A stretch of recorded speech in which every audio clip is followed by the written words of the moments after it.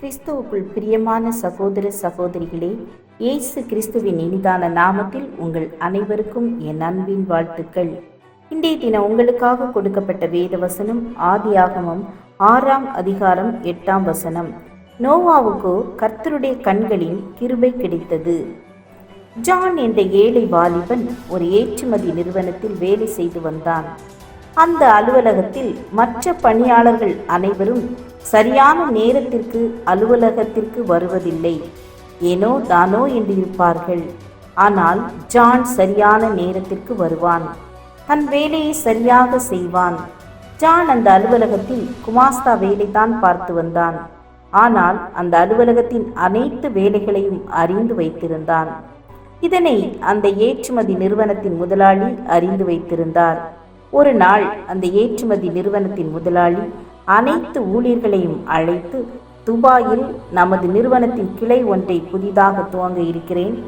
எனவே அந்த புதிய நிறுவனத்திற்கு பொறுப்பாளராக நம் அலுவலகத்தில் பணிபுரியும் ஒருவரை நியமிக்க உள்ளேன் என்றார். ஊழியர்கள் எல்லாருக்கும் மகிழ்ச்சி. என்னைத்தான் முதலாளி சொல்வார், ஏனென்றால் நான் தான் நிறைய படித்துள்ளேன் என்றான் ஒருவன். டைபிஸ்ட் நோலின் அக்கா சொன்னாங்க, முதலாளி என்னைத்தான் நம்புவார், அதனால் என்னைத்தான் நியமிப்பார் என்று. குமாரண்ணன் சொன்னார், நான் தான் இந்த அலுவலகத்தில் மூத்தவன், எக்ஸ்பீரியன்ஸ் கூடினவன் என்று. ஆனால் இந்த கூட்டத்தில் முதலாளியின் கண்கள் யாரையோ தேடியது. முதலாளி அந்த கூட்டத்தில் ஓரமாய் நின்று ஜானின் பெயரை சொல்லி கூப்பிட்டார். நான் ஜானை தினமும் பார்க்கின்றேன். அவன் சரியான நேரத்திற்கு தன் வேலைக்கு வந்து தன் பணியை சரியாக செய்வதால் ஜானை நான் மேனேஜராக துபாய் நிறுவனத்திற்கு நியமித்தேன் என்றார். ஜானுக்கு அவன் முதலாளியின் கண்களில் கிருபை கிடைத்தது. ஆதியாகமம் 6:9 நோவா தன் காலத்தில் இருந்தவர்களுக்குள்ளே நீதிமானும் உத்தமனுமாய் இருந்தான் என்று சொல்கிறது. எனவே நோவாவிற்கு கர்த்தரின் கண்களில் கிருபை கிடைத்தது.